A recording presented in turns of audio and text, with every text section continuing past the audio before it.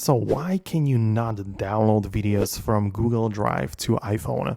Let's explain that. Well, if you're new on this channel, most definitely subscribe so you never miss anything important. Now, this depends on multiple different things. There might be more reasons. Obviously, the basic ones include the internet connection. You need to make sure you have that, right? Of course, enough storage for your iPhone to just be able to save that file. That's kind of obvious, right? But there are also more things going on.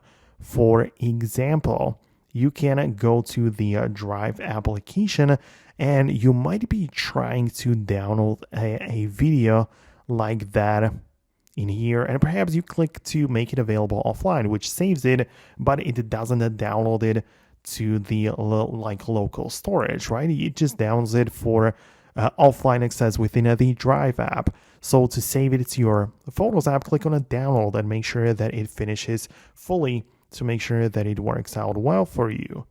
Another thing might be an outdated version of the app. So check out the App Store, look up the Google Drive like that, and you should be able to see that if there is an update available, that the update button is right there.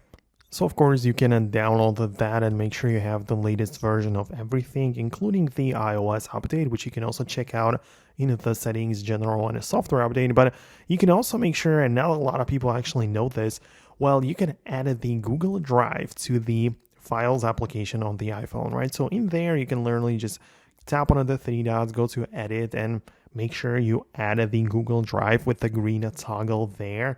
And then you might have the another way of downloading files and videos to your local storage. So just try it from this angle and perhaps it will get the job done for you. So let me know if you made it work on your device. Most definitely subscribe for more, and I'll see you later in the next tutorials as well.